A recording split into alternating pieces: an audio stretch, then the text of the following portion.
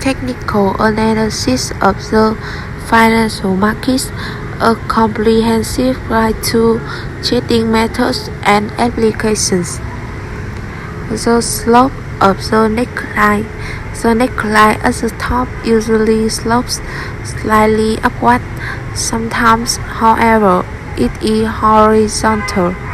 In either case, it doesn't make too much of a difference. Once in a while, however, a top neckline slopes downward. This slope is a sign of market weakness and is usually accompanied by a weak right shoulder. However, this is a mixed blessing. The analyst waiting for the breaking of the neckline to initiate a short position has to wait a bit longer. Because the signal from the down-sloping neckline occurs much later and only after much of the move has already taken place. For basic patterns, most necklines have a slight downward tilt. A rising neckline is a sign of greater market strength, but with the same drawback of giving a later signal. Complex head and shoulder patterns. A variation of the head and shoulders pattern sometimes occurs, which is called the complex head and shoulder pattern. These are patterns where two heads may appear on a double left and right shoulders. These patterns are not that common, but have the same forecasting implications. A helpful hint in this regard is a strong tendency toward symmetry in the head and shoulders pattern. This means that a single left shoulder usually indicates a single right shoulder.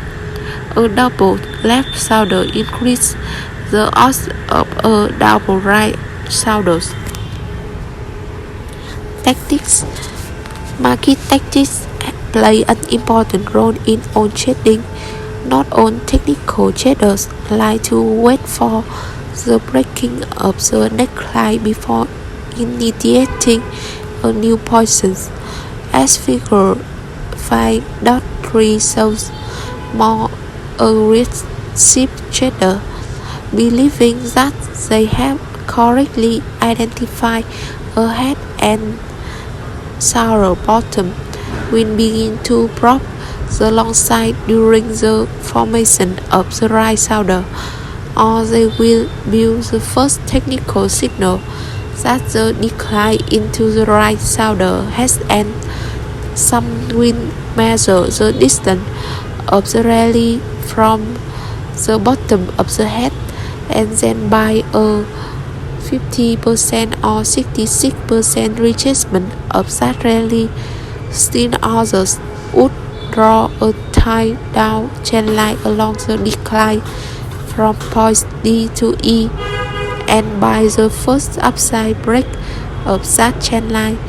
Because the patterns are reasonably symmetrical, some will buy into the right shoulder as it approaches the same level as the bottom of the left shoulder.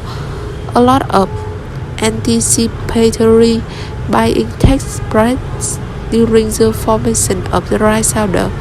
If the initial long prop proves to be profitable, additional positions can be added on the actual penetration of the neckline or on the return move back to the neckline after the breakdown. The fair head and shoulder pattern. Once prices have moved through the neckline and complete a head and shoulders pattern, prices should not recross the neckline again at the top. Once the neckline has been broken on the downside, any decisive close back above the neckline is a serious warning that the initial breakdown was probably a bad signal and creates what is often called, for obvious reasons, a failed head and shoulders. This type of pattern starts out looking like a classic head and shoulders reversal, but at some point in its development, prices resume their original shape. There are two important lessons here. The first is that none of these chart patterns are infallible. They work most of the time, but not always. The second lesson is that technical traders must always be on the alert for chart signs that their analysis is incorrect. One of the keys to survival in the financial markets is to keep trading loss small and to exit a losing trade as quickly as possible. One of the greatest advantages of chart analysis is its ability to quickly alert to the trader to the fact that he or she is on the wrong side of the market. The ability and willingness to quickly recognize trading errors and to take defensive action immediately and qualities not to be taken lightly in the financial markets. The head and shoulders as a consolidation pattern. Before moving on to the next pattern, there is one final point to be made on the head and shoulders. We started this discussion by listing it as the best known and most reliable of the major reversal patterns. It should be one. However, that this formation can, on occasion, act as a consolidation rather than a reversal pattern. When this does happen, it's the exception rather than the rule. We will talk about more this in chapter 6, continuation patterns, triple tops and bottoms. Most of the points covered in the treatment of the head and shoulders pattern are also applicable to other types of reversal patterns. The Chico top or bottom, which is much rarer in occurrence, is just a slight variation of that pattern. The main difference is that the three peaks or choose in the Chico top or bottom are at about the same level. Chartists often disagree as to whether a reversal pattern is a head and shoulders on a Chico top. That the argument is academic because both patterns imply the exact same thing. The volume tends to decline with each successive peak at the top and should increase at the breakdown point. The triple top is not complete until support levels along both of the intervening nodes have been broken. Conversely, prices must close through the two intervening peaks at the bottom to complete a triple bottom. Heavy upside volume on the completion of the bottom is also essential. The measuring implication is also similar to the head and shoulders and is based on the height of the pattern. Prices will usually move a minimum distance from the breakout point is not unusual because the triple top or bottom represents only a mere variation of the head and shoulders pattern.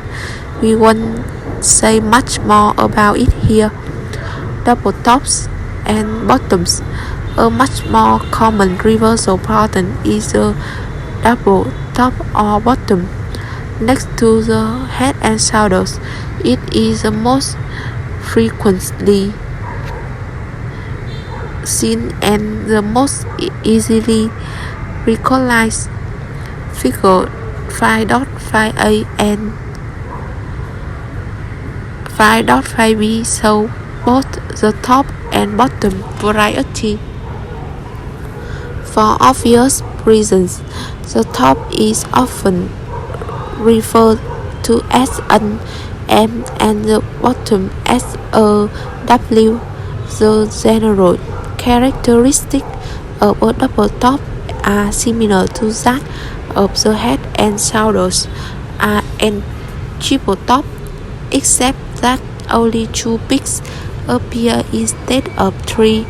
The volume pattern is similar as is the measuring rule in an uptrend. The market sets a new high at point A, usually on increased volume, and then declines to point B on declining volume. So far, everything is proceeding as expected in a normal uptrend. The next rally to point C, however, is unable to penetrate the previous break at A on a closing basis and begins to fall back again. A potential double top has been set up. I use the word potential because, as is the case with all reversal patterns, the reversal is not complete until the previous support point at B is violated on a closing basis. Until that happens, prices could be in just a sideways consolidation phase, preparing for a resumption of the original uptrend. The ideal top has two prominent peaks at about the same price level. Volume tends to be heavier during the first week and lighter on the second.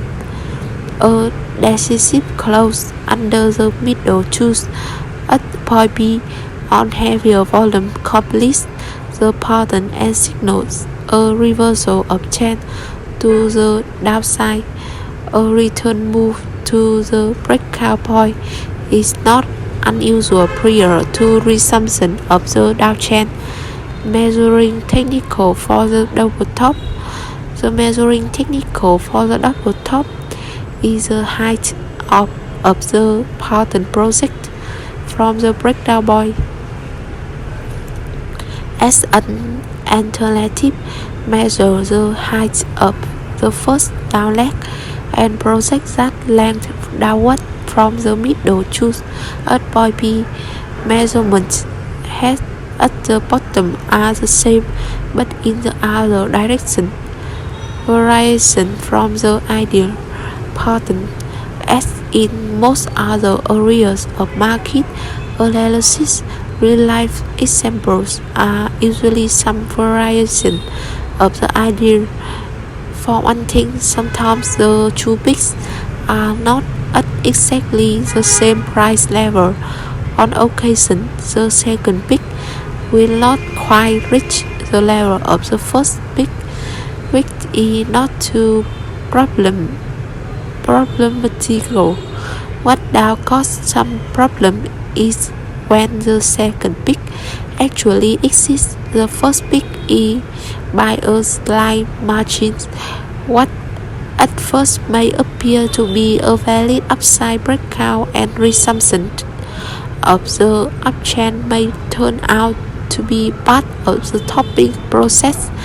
To have resolved this dilemma, some of the filtering criteria already mentioned may come in handy. Filters.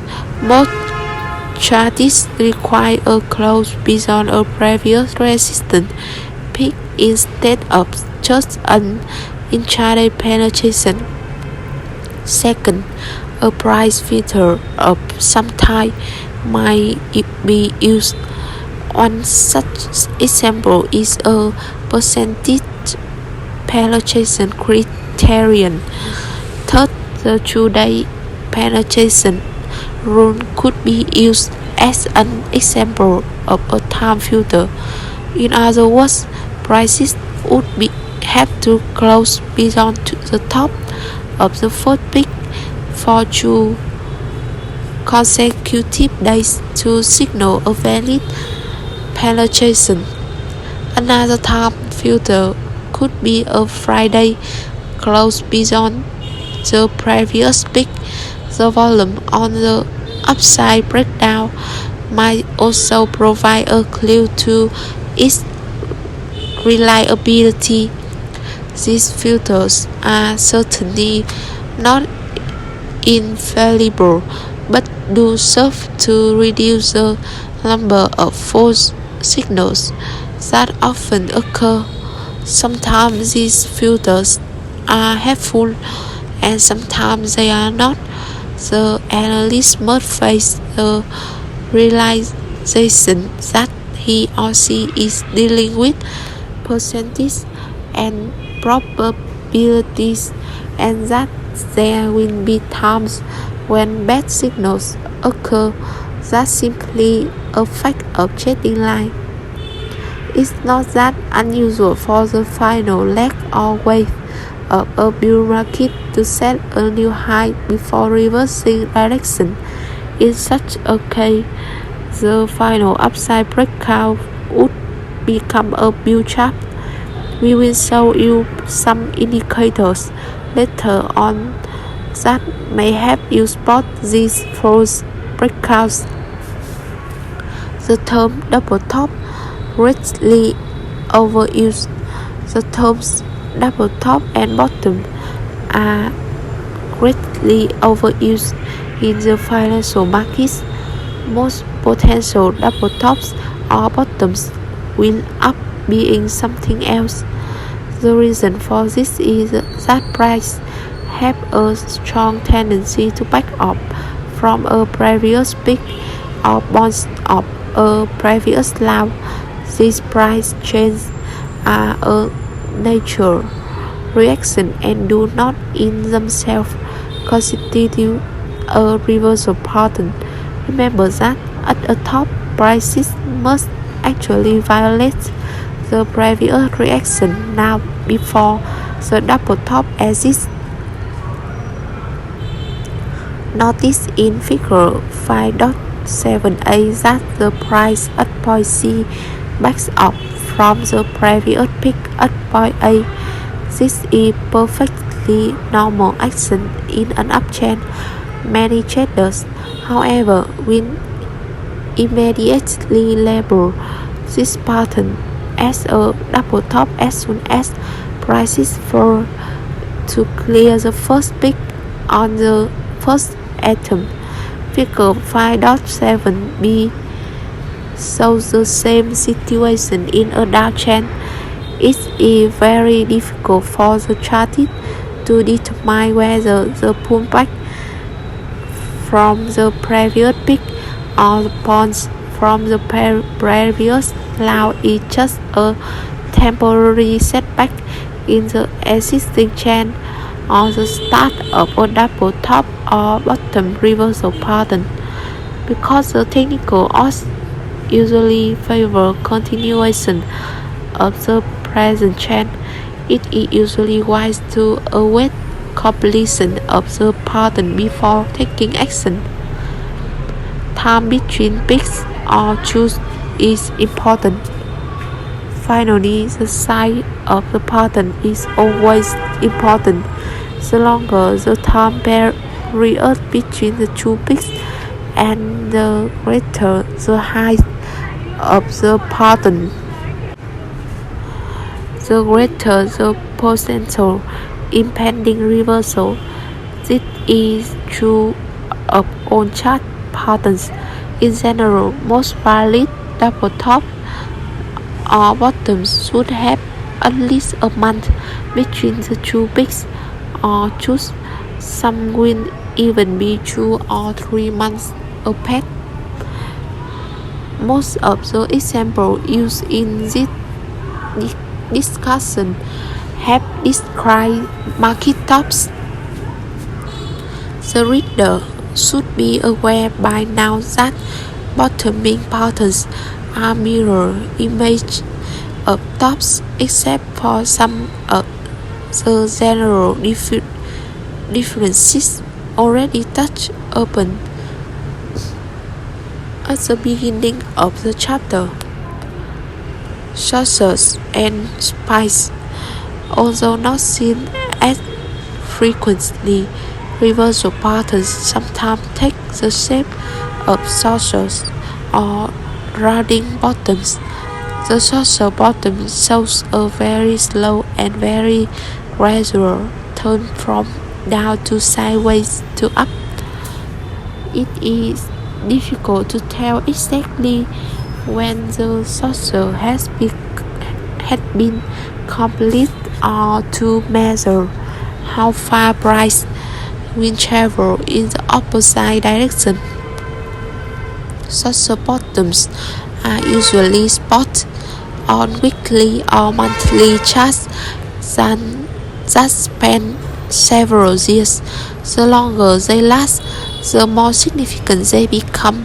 Spikes are the hardest market turn to deal with because the spike happens very quickly with little or no transition periods.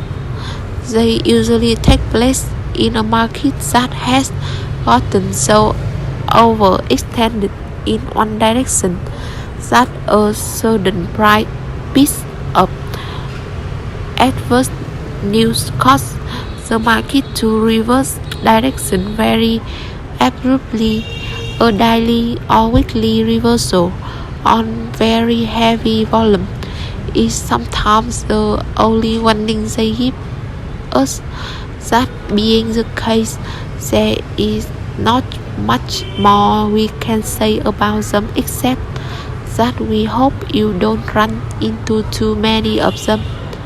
Some technical indicators we discuss in later chapters will help you determine when markets have gotten dangerously overextended.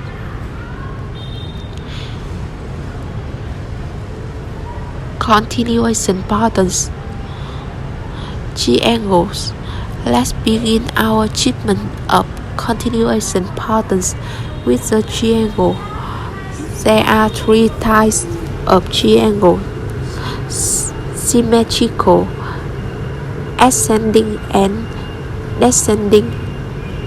Each type of triangle has a slightly different shape and has different forecasting implications. Figures 6.1a to c show examples of what each triangle looks like. The symmetrical triangle shows 2 converging trend lines, the upper line descending and the lower line ascending. The vertical line at the left, measuring the height of the pattern, is called the base. The point of intersection at the right, where the 2 lines meet, is called the apex. For obvious reasons, the symmetrical triangle is also called a coin. The ascending triangle has a rising lower line with a flat or horizontal upper line. The descending triangle, by contrast, has the upper line declining with a flat or horizontal bottom line. Let's see how each one is interpreted. The symmetrical triangle. The symmetrical triangle is usually a continuation pattern. It represents a pause in the existing chain after which the original chain is resumed. In the example in figure 6.1a, the prior chain was up so that the percentage favor resolution of the triangular consolidation on the upside. If the chain had been down, then the symmetrical triangle would have bearish implications. The minimum requirement for a triangle is 4 reversal points. Remember that it always takes 2 points to draw a chain line. Therefore, in order to draw 2 converging chain lines, each line must be touched at least twice. In figure 6.1a, the triangle actually begins at point 1, which is where the consolidation in the uptrend begins. Prices pull back to point 2 and then rally to point 3. Point 3, however, is lower than point 1. The upper trend line can only be drawn once piece and have declined from point 3. Notice that point 4 is higher than point 2 only when prices have rallied from point 4 can the lower upslanting line be drawn. It is at this point that the analyst begins to suspect he or she is dealing with the symmetrical triangle. Now there are 4 reversal points and 2 converging chain lines, while the minimum requirement is 4 reversal points.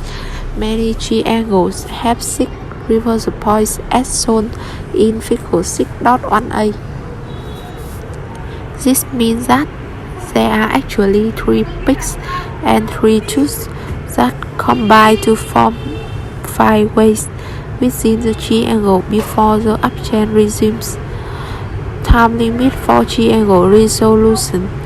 There is a time limit for the resolution of the pattern, and that is the point where the 2 lines meet at the apex.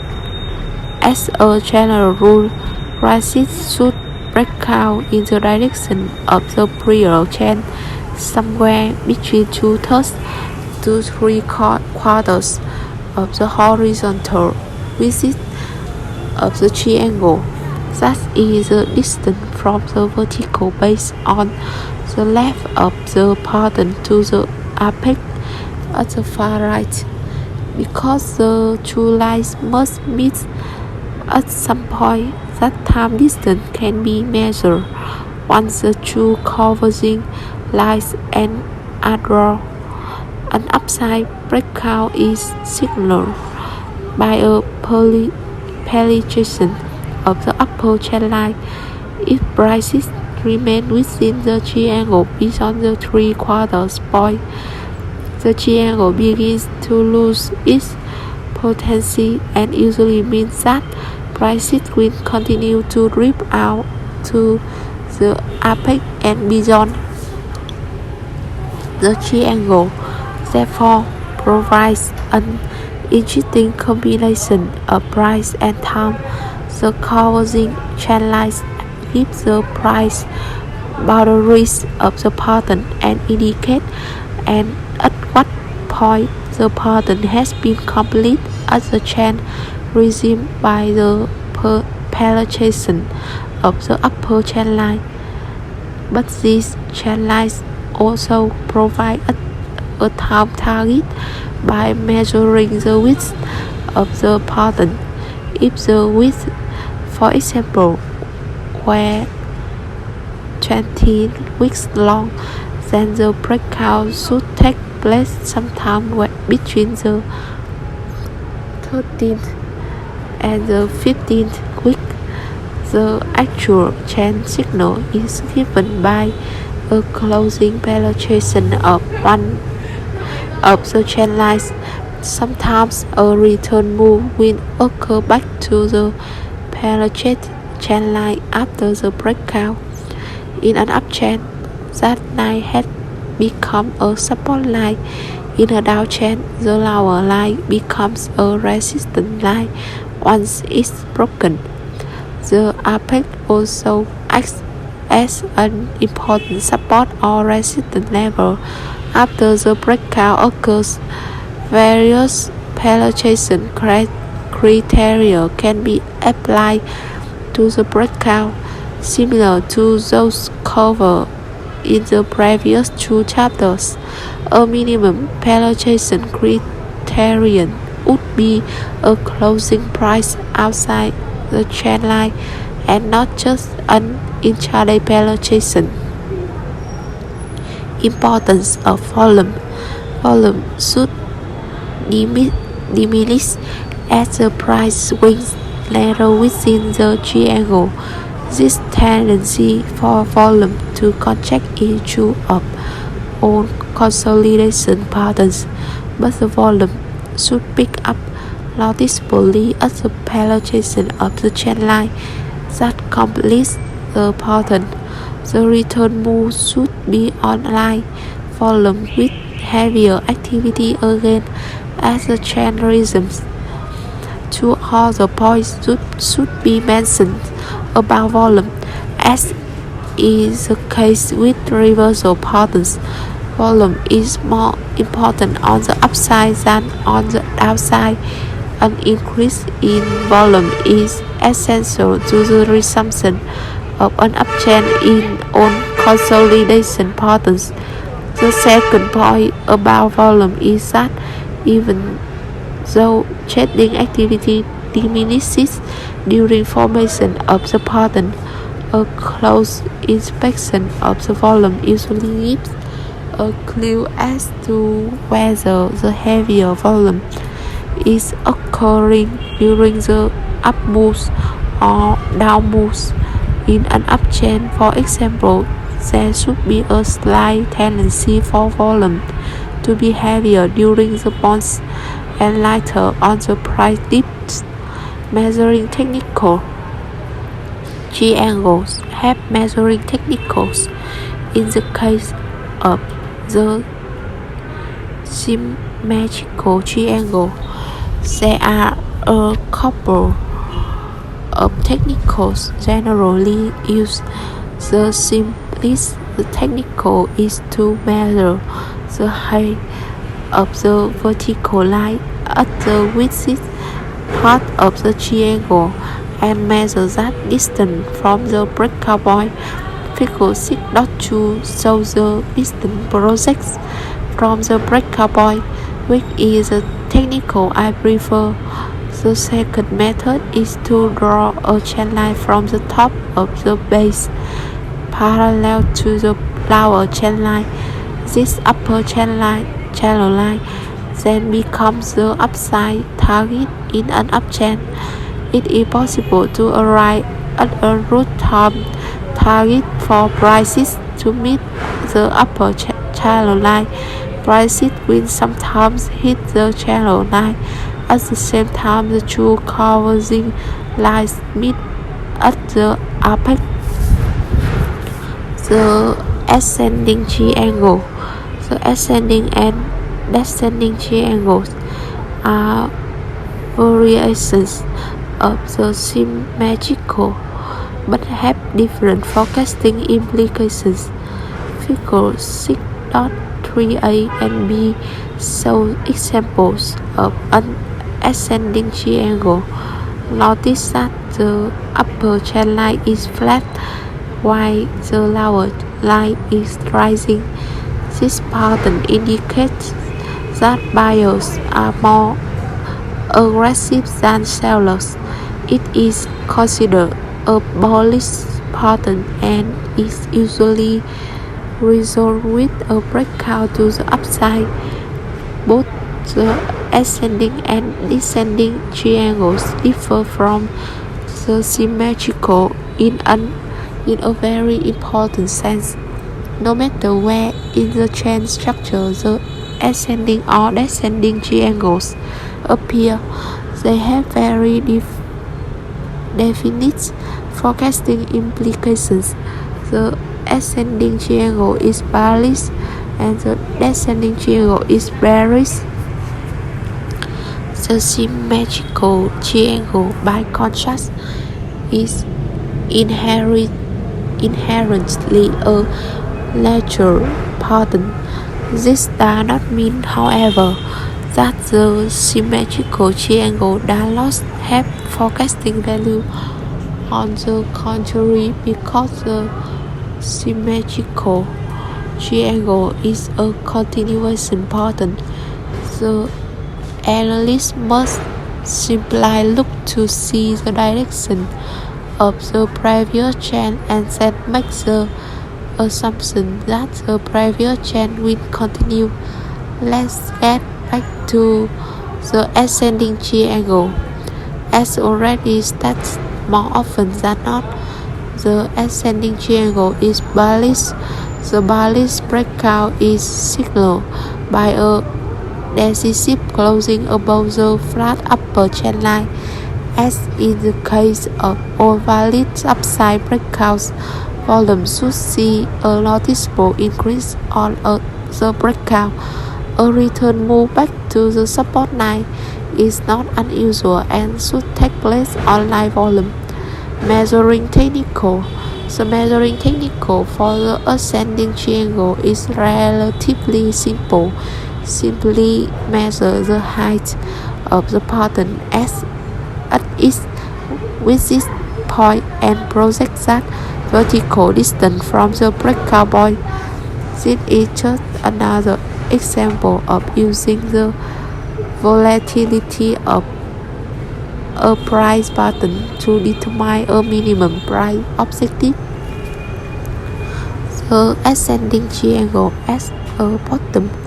While the ascending triangle most often appears in an uptrend and is considered a continuation pattern, it sometimes appears at a bottoming pattern.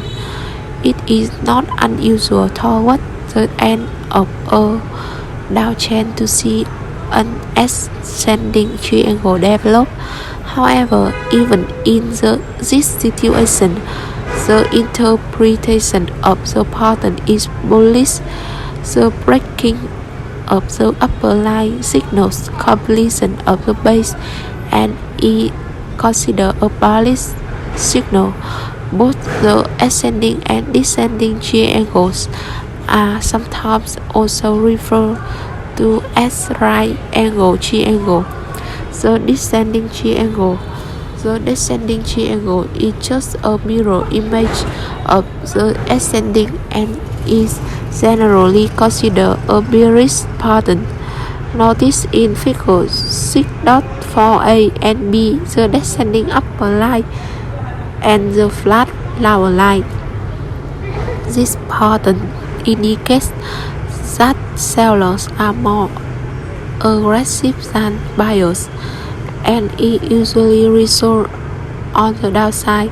The downside signal is resisted by a decisive close under the lower trend line, usually on increased volume.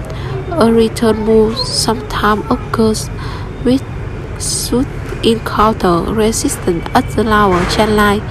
The measuring technique is exactly the same as the ascending triangle in the sense that the analyst must measure the height of the pattern at the base to the left and then project that distance down from the breakout point.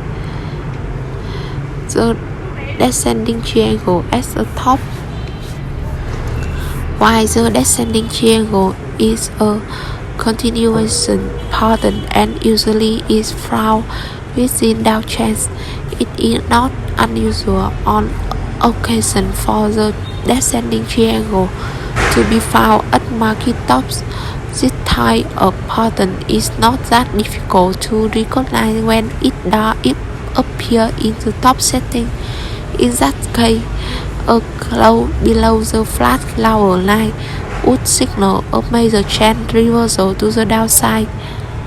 The volume pattern in both the ascending and descending triangles is very similar in that the volume diminishes as the pattern works itself out and then increases on the breakdown, as in the case of the symmetrical angle. During the formation, the chartist can detect subtle shifts in the volume pattern coinciding with the swing in the price action. This means that in the ascending pattern, the volume tends to be slightly heavier on bonds and lighter on dips. In the descending formation, volume should be heavier on the downside and lighter during the bounces. The time factor in triangles. One final factor to be considered on the subject of triangles is that of time dimensions. The triangle is considered an intermediate pattern, meaning that it usually takes longer than a month to form, but generally less than 3 months. A triangle that lasts less than a month is probably a different pattern, such as a pendant, which will be covered shortly. As mentioned earlier, triangles sometimes appear on long-term price charts, but their basic meaning is always the same: the Broadening formation. This next price pattern is an unusual variation of the triangle and is relatively rare. It is actually an inverted triangle or a triangle turned backwards. All of the triangular patterns examined so far show converging trend lines.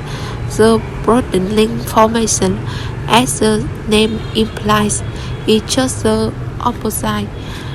As the pattern in figure 6.5 shows, the trend lines actually diverge in the Broadening form shows.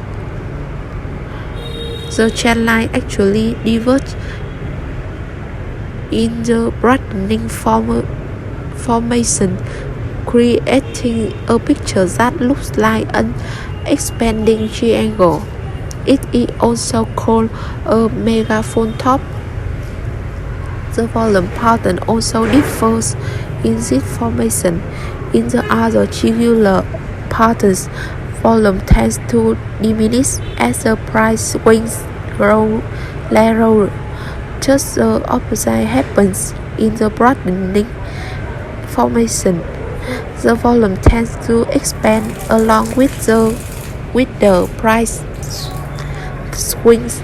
This situation represents a market that is out of control and unusually emotional, because this pattern also represents an unusual amount of public participation.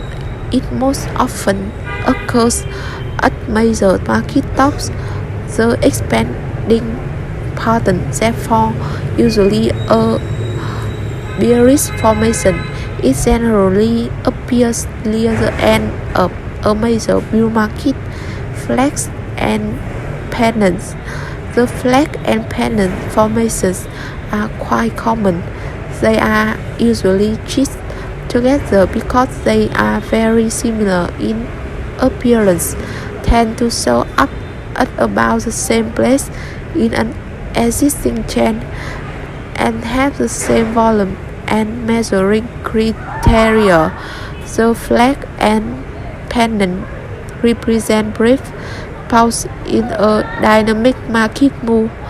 In fact, one of the requirements for both the flag and the pendants is that they be preceded by a set and almost straight line move.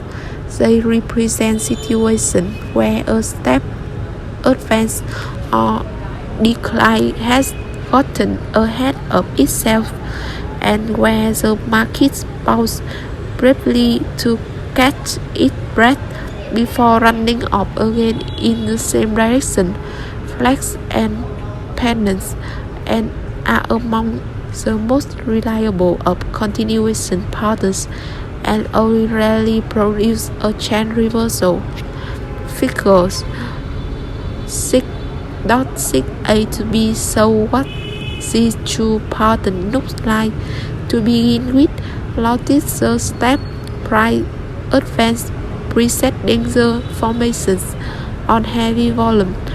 Notice also the dramatic drop-off in activity at the consolidation patterns form and then The Basics of Finance, Chapter 4, Part 2. A note on minority interest. On many companies' consolidated financial statement, you will notice a balance sheet account entitled Minority Interest as an account in shareholders' equity. When a company owns a substantial portion of another company, accounting principles require that the company consolidate that company's financial statement into its own. Basically, what happened in consolidating the financial statement is that the parent company will add the account of a subsidiaries to its account. For example, subsidiary inventory plus parent inventory equal to consolidated inventory. If the parent does not own 100% of the subsidiary's ownership interest, an account is created referred to as minority interest, which reflects the amount of subsidiaries asset not owned by the parent. Prior to 2009, these accounts were presented between liabilities and equity on the consolidated balance sheet. However, from 2009 forward, companies are required to report this amount in shareholders' equity as equity, but is minority interest considered equity? No. Therefore, when we analyze a company's financial statement, we remove minority interest from equity. If we leave this account in equity, we will risk distorting measure of how a company finances itself. A similar adjustment takes place on the income statement. The minority interest account on the income statement reflects the income or loss in proportion to the equity in the subsidiary not owned by the parent. Beginning with 2009 financial statement, companies are not required to subtract minority interest from their earnings, but need only disclose whether these earnings are in reported the parent company's net income. Under the new rules, some companies may choose to report two different amounts for net income, total and parent only, whereas other companies may simply report one net income figures and footnote the minority interest. In the former case, we would use the net income after adjusting for minority earnings. In the latter case, we need to subtract minority interest earnings from reported net income. Structure of the balance sheet. Consider a simple balance sheet for the ABC company shown in Exhibit 4.2 for 2 fiscal years. A few items to note. The accounting identity holds, that is, total assets are equal to the sum of the total liabilities and the total shareholders' equity. The asset account are ordered from the most liquid to the least liquid. The liabilities are listed in order of priority of claims, with trade creditors and employees having the best claim. The income statement. The income statement is a summary of operating performance over a period of time, for example, a fiscal quarter or a fiscal year. We start with the revenue of the company over a period of time, and then subtract the cost and expense related to that revenue. The bottom line of the income statement consists of the owner earnings for the period. To arrive at this bottom line, we need to compare revenues and expense. We provide the basic structure of the income statement in Exhibit 4.3. Though the structure of the income statement varies by company, the basic idea is to present the operating result first, followed by non-operating result. The cost of sales, also referred to as the cost of goods sold, is deducted from revenues, producing a gross profit, that is, a profit without considering all other general operating costs. These general operating expenses are those expenses related to the support of the general operation of the company, which include salaries, marketing costs, and research and development. Depreciation, which is the amortized cost of physical assets, is also deducted from gross profit. The amount of the depreciation expense represents the cost of the wear and tears on the properties, plant, and equipment of the company. Once we have the operating income, we have summarized the company's performance with respect to the operations of the business, but there is generally more to the company's performance. From operating income, we deduct interest expense and add any interest income.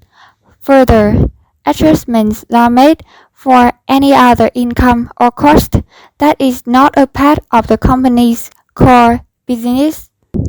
There are a number of other items that may appear as adjustment to arrive at net income. One of these is extraordinary items, which is defined as unusual and infrequent gains or losses.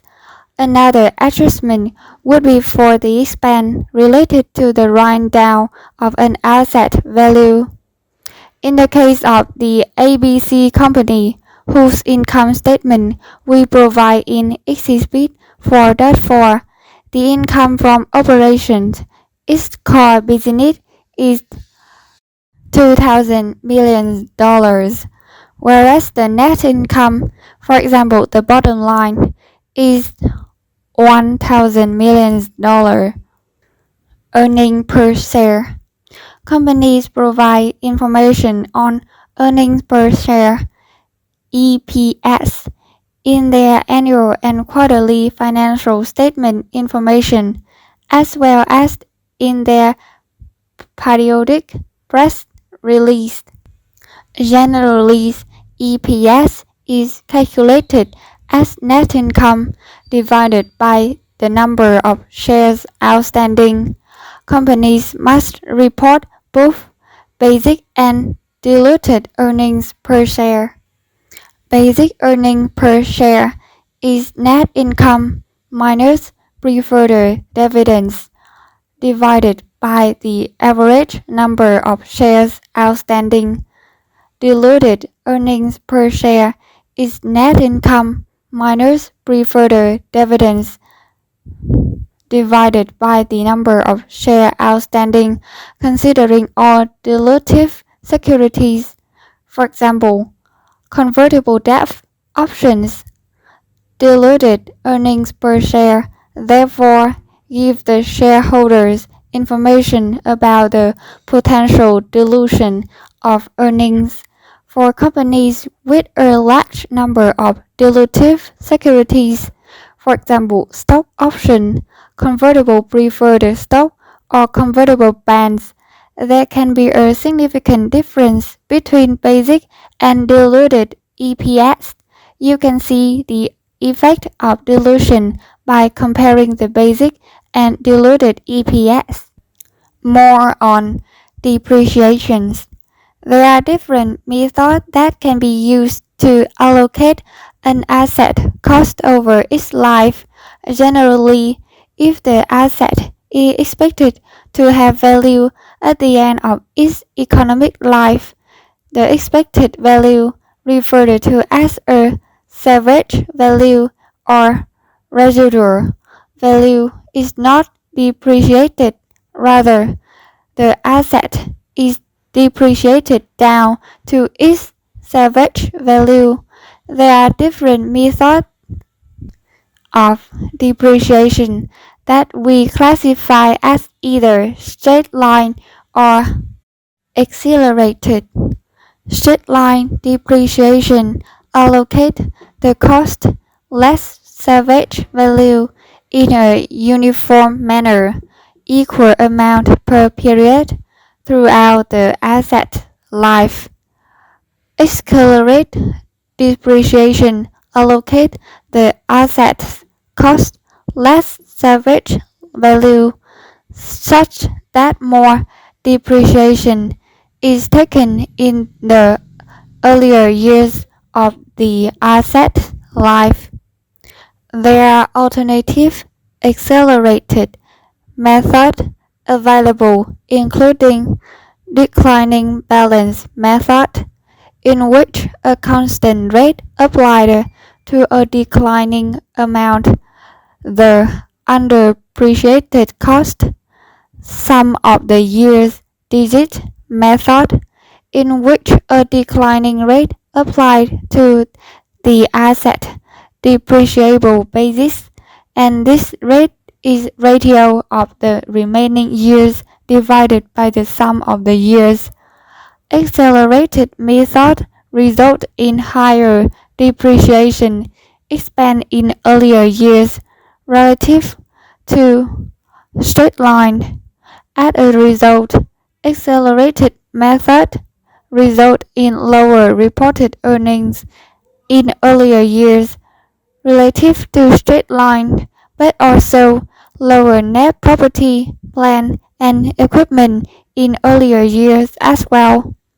Comparing companies, it is important to understand whether the company use different methods of depreciation because the choice of depreciation method affect both the balance sheet through the carrying value of the asset and the income statement through the depreciation expense. A major source of deferred income tax liability and deferred tax asset is the accounting method used for financial reporting purpose and tax purpose. In the case of financial accounting purpose, the company chooses the method that best reflects how its assets lose value over time. Though most companies use the straight line method, however, for tax purpose, the company had no choice but to use the prescribed rate of depreciation. Using the modified Accelerated Cost Recovery System (MACRS). For tax purpose, a company does not have discretion over the asset depreciable life or the rate of depreciation. They must use the MACRS system. The MACRS system does not incorporate salvage value and is based on a declining balance system. The depreciable life for tax purpose may be longer than or shorter than that used for financial reporting purpose. We provide the MACRS rate for 3, 5, 7, and 10 years assets in Exhibit 4.5. You will notice the fact that a 3-year asset is depreciated over 4 years and a 5-year asset is depreciated over 6 years, and so on. This is the result of using what is referred to as a half-year convention, using only half a year worth of depreciation in the first years and of an asset life. This system results in a leftover amount that must still be depreciated in the last year. For example, for the 4th year in the case of a 3-year asset and the 6th year in the case of a 5-year asset. We can compare MACRS with straight line using an example of an asset that cost $100,000 that has an 8-year useful life but is classified as a 7 years MACRS asset for tax purpose. If the company use straight line depreciation for financial reporting purpose, there will be a difference in income and tax expense for tax and financial reporting purpose. Let's assume that the asset has no salvage value, that the company has net income before taxes and depreciation of $50,000, and that the tax rate is 30%. The amount depreciated is the same under both methods, but the annual depreciation is different.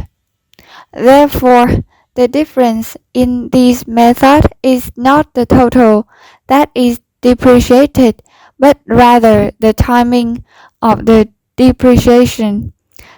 The effect on taxable income and tax expense are also a matter of timing. In this example, the company would have a deferred tax liability created when MACRS tax expense is less than the straight line tax expense, but this would reserve in later years, reducing the deferred tax liability as the tax expense using straight line is less than the tax expense under MACRS.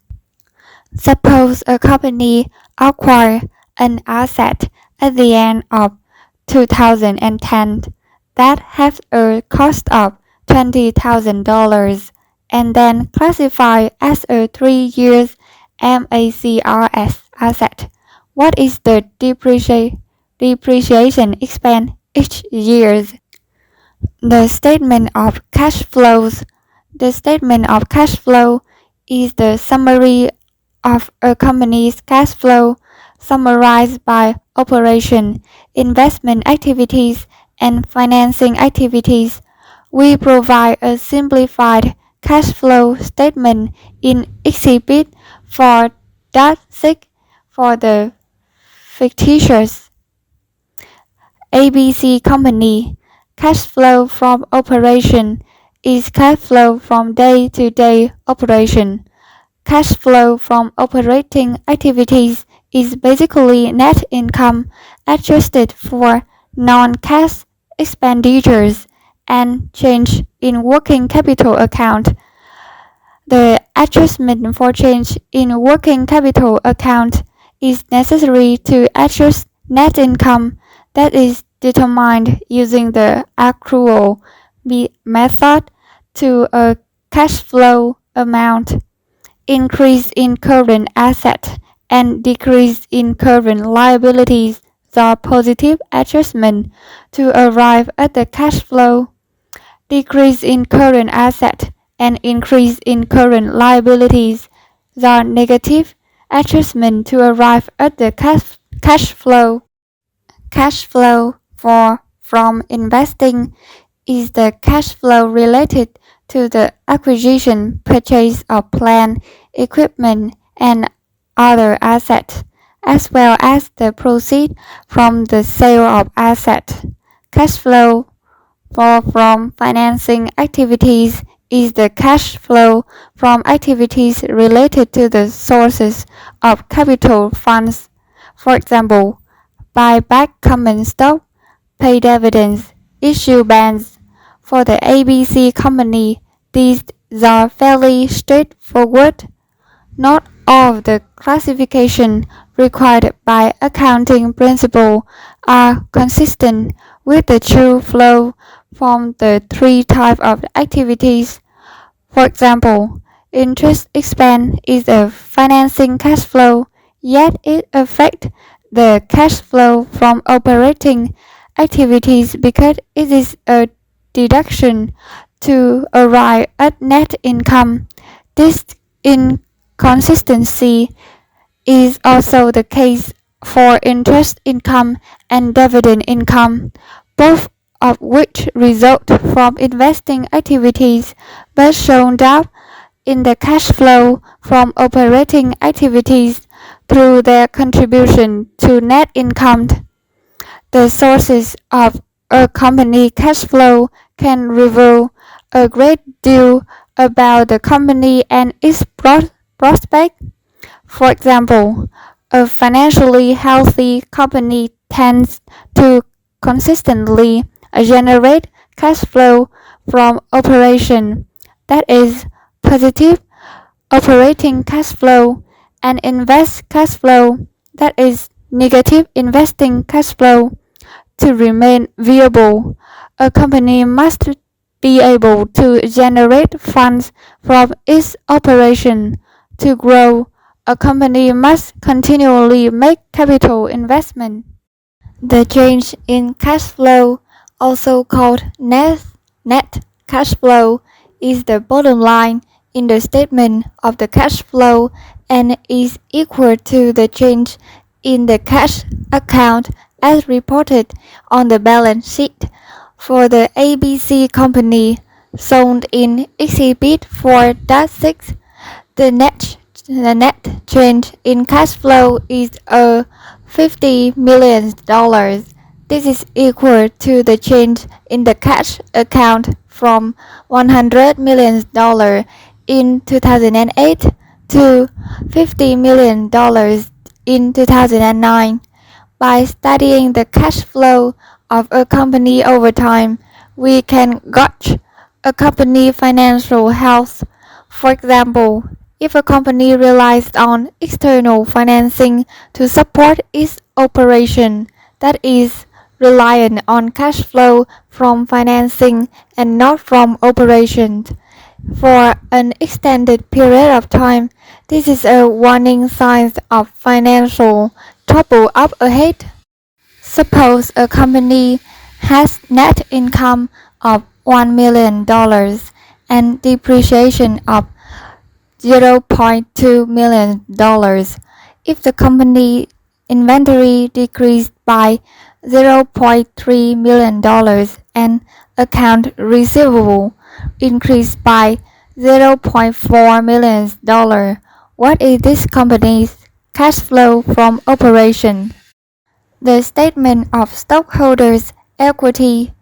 The statement of stockholders' equity, also referred to as the statement of shareholders' equity, is a summary of the change in the equity account, including information on stock options, exercise, repurchase of share, and treasury shares. The basic structure is to include a reconciliation of the balance in each component of equity from the beginning of the fiscal year with the end of the fiscal year, detailing change attributed to net income, dividend, purchase or sales of treasury stock. The components are common stock, additional paid in capital, retained earnings, and treasury stock. For each of these components, the statement begins with the balance of each at the end of the previous fiscal period, and then adjustments are shown to produce the balance at the end of the current fiscal period. In addition, there are reconciliation of any gains or losses that affects stockholder equity but which do not flow through the income statement, such as foreign currency translation adjustment and unrealized gains on investment. These items are of interest because they are part of comprehensive income and hence income to owners, but they are not represented on the company's income statement. How are the statements related? The four basic statements are the result of transactions that record each activity of the company. As a result, the financial statements are interrelated. For example, the change in cash, the bottom line of the statement cash flow, is equal to the change in the cash balance from the previous fiscal period to the current fiscal period. Net income, the bottom line of the income statement, is the starting point of the statement of cash flow and contribute to retained earnings in the balance sheet and the statement of shareholders' equity. The change in the working capital account are adjustments to the arrive at the cash flow from operating activities in the statement of cash flow. The change in the asset account contribute to change in cash flow from investing activities and debt issuance and repayment, as well as issuance or repurchase of stock contribute to the change in cash flow for financing activities. Why bother about the footnote? Footnote to the financial statement contain additional information, supplementing or explaining financial statement data. These notes are presented in both the annual report and the 10-K filing with the SEC, though the latter usually provide a greater depth of information. The footnote to the financial statement provide information pertaining to the significant accounting policy and practice that the company use. This helps the analyst with the interpretation of the result, comparabilities of the result to other companies and to other years for the same company, and in assessing the quality of the reported information. Income taxes. The footnote tells about the company's current and deferred income taxes, breakdowns by the type of tax. Example, federal versus state, and the effective tax rate that the company is paying. Pension plans and other retirement programs. The detail about pension plans, including the pension asset and the pension liability, is important in determining whether a company's pension plan is overfunded or underfunded. Leases. You can learn about both the capital leases, which are the long-term lease obligations that are reported on the balance sheet, and about the future commitment under operating leases, which are not reflected on the balance sheet. Long-term debt. You can find detailed information about the maturity date and interest rate on the company debt obligation. Stock-based compensation. You can find detailed information about stock options granted to officers and employees. This footnote also includes company's accounting method for stock-based compensation and the impact of the method on the reported result. Derivative instrument. This describes accounting policies for certain derivative instrument, financial and commodity derivative instrument, as well as the type of derivative instruments. The phrase "the devil is in the details" applies aptly to the footnote of a company financial statement. Through the footnote, a company is providing information that is crucial in analyzing a company's financial health and performance. If footnotes are vague or confusing, as they were in the case of Enron prior to the break in the scandal, the analyst must ask questions to help understand this information. Accounting flexibility. The generally accepted accounting principle provides some choices in the manner in which some transactions and assets are accounted. For example, a company may choose to account for inventory and hence cost of sales using less than first out LIFO or first in first out FIFO with LIFO. The most recent cost of items inventories are used to determine cost of goods sold, whereas with FIFO, the oldest costs are used.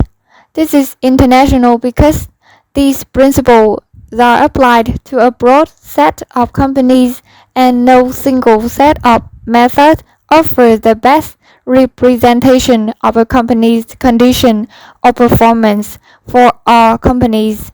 Ideally, a company's management, in consultation with the accountants, chooses those accounting methods and presentation that are most appropriate for the company. A company's management has always had the ability to manage earnings through the judicious choice of accounting method within the GAAP framework. The company's watchdog, for example, the accountants, should keep the company's management in check. However, recent scandals have revealed that the watchdog function of the accounting companies was not working well. Additionally, some companies' management use manipulation of financial results and outright fraud to distort the financial pictures. The Sarbanes-Oxley Act of 2002 offers some comfort in terms of creating the oversight board for the auditing accounting companies. In addition, the Securities and Exchange Commission, the Financial Accounting Standard Board, and the International Accounting Standard Board are tightening some of the flexibility that companies had in the past. U.S. accounting versus outside of the U.S. The generally accepted accounting standard in the United States, U.S. GAAP, differ from those used in other countries around the world, but not for long. What is happening is an international conversion of accounting standards. The first major step was the agreement in 2002 between two major standard setting bodies, the U.S. Financial Accounting Standard Board FASB and the International Accounting Standard Board IASB to work together for eventual conversion of accounting principle. The second major step was the requirement of International Financial Reporting Standard IFRS by the European Commission, effective in 2005. The third step is the voluntary application of IFRS by U.S. domiciled companies for fiscal years ending after December 15, 2009. IFRS are promulgated by the IASB and must be used by all publicly traded and private companies in the European Union. IFRS are also used in varying degrees by companies in Australia, Hong Kong, Russia, and China. There are more similarities than differences between IFRS and US GAAP. IFRS, like GAAP, use historical cost as the main accounting convention. However, IFRS permit the revaluation of intangible assets, property, plant and equipment, and investment properties. IFRS also require fair valuation of certain categories of financial instruments and certain biological assets. US GAAP, on the other hand, prohibited a revaluation except for certain categories of financial instruments, which must be carried by fair value, and goodwill, which is tested each year for impairment, that is, a loss of value.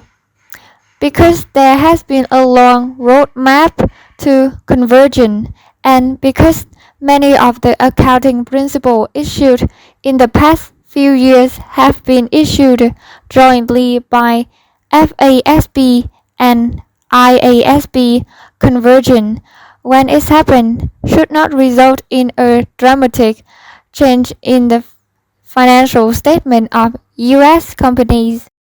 The bottom line: financial statements provide information about a company's operating performance as well as its financial conditions. These statements are prepared according to generally accepted accounting principles. The assumptions in preparing financial statements are that transactions are recorded at historical cost. The appropriate unit of measurement is the dollar. Statements are recorded for predefined periods of time. Statements are prepared using accrual accounting and the matching principle. The business will continue as a going concern.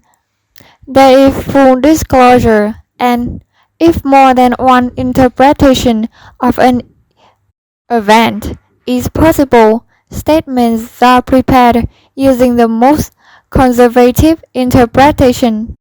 The basic statements are the balance sheet and the income statement, the statement of cash flow, and the statement of shareholders' equities.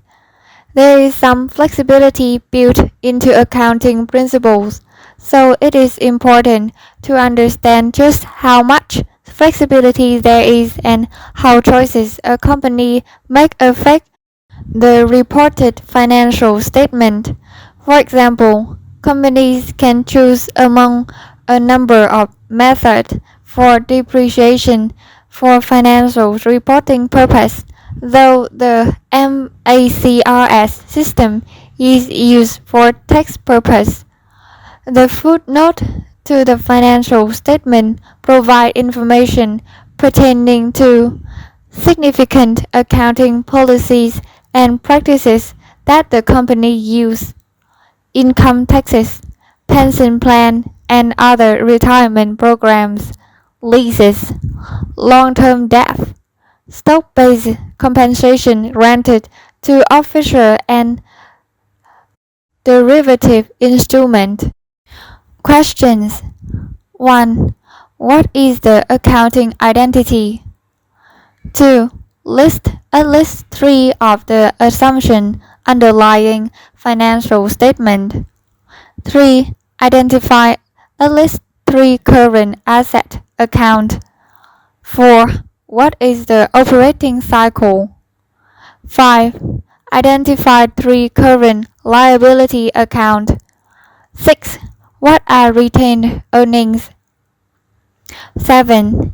Is the minority interest account on the balance sheet a liability, equity, or neither?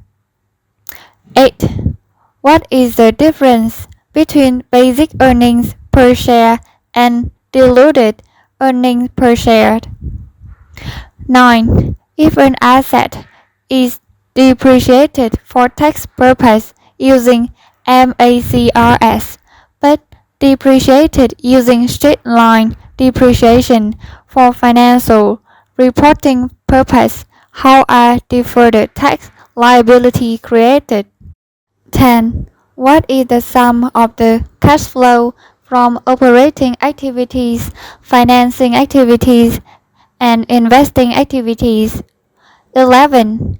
What does it mean that the financial statements are prepared based on historical cost? 12. Where can an investor find out more about deferred tax reported in the balance sheet? 13. What follows is information from the balance sheet in millions of dollars of Microsoft Corporation for its 2009 fiscal years ending June 30, 2009, with certain information intentionally deleted. Compute each of the following based on Microsoft Corporation balance sheet. A. Total current asset. B. Total asset. C. Total liabilities. D. Stockholders' equity. E. Total liabilities plus stockholder equities. 14. The following is a table showing the calculation of earnings per share as it appeared in the 2009 financial statements of Microsoft Corporation. A. Why are there 2 earnings per share numbers reported? B. What does basic mean under earnings per share? C. What does diluted mean under earnings per share? D. For all 3 fiscal years, both earnings per share measured in a given fiscal year are close in value. What does that suggest? 15. The following excerpt is taken from a publication of the American Institute of Certified Public Accountants. We won't give the title since it is the answer to one of the questions. Great strides have been made by the FASB and the IASB to converge the content of IFRS and US GAAP. The goal is that by the time the SEC allow or mandate the use of IFRS for US publicly traded companies, most or all of the key differences will have been resolved. Because of these ongoing convergence projects, the extent of the specific differences between IFRS and US GAAP is shrinking, yet significant differences do remain. For example, IFRS does not permit less than first out LIFO as an inventory costing method. A. What is the FASB? B. What is the IFRS. C. What is meant by GAAP? Chapter 5. Business Finance. Corporate governance is about maintaining an appropriate balance of accountability between three key players: the corporation owners, the director whom the owner elect, and the manager whom the director select. Accountabilities require not only good transparencies, but also an effective means to take action for poor performance or bad decision. Chairman Mary L. Shapiro, U.S. Securities and Exchange Commission, September 17, 2009. Financial management encompasses many different types of decisions. We can classify these decisions into three groups: investment decision, financing decision, and decisions that involve both investing and financing. Investment decisions are concerned with the use of funds, the buying, holding, or selling of all types of assets. Should we buy a new die stamping machine? Should we introduce a new product line? Sell the old production facilities? Buy an existing company? Build a warehouse? Keep our cash in the bank? Financing decisions are concerned with the acquisition of funds to be used for investing and financing day-to-day operations. Should management use the money raised through the company revenue? Should management seek funds from outside of the business? A company operation and investment can be financed from outside the business by incurring debt, such as through bank loans and the sale of bonds, or by selling ownership interest. Because each method of financing obligates the business in different ways, financing decisions are very important. Many business decisions simultaneously involve both investing and financing decisions. For example, a company may wish to acquire another company, an investment decision. However, the success of the acquisition may depend on how it is financed: by borrowing cash to meet the purchase price, by selling additional shares of stock, or by exchanging its share of stock for the stock or asset of the company it is seeking to acquire. If management decides to borrow money, the borrowed fund must be repaid within a specified period of time. Creditors, though lending the money, generally do not share in the control or profit of the borrowing company. If, on the other hand, management decides to raise funds by selling ownership interest, these funds never have to be paid back. However, such a sale dilutes the control of and profit accruing to the current owners.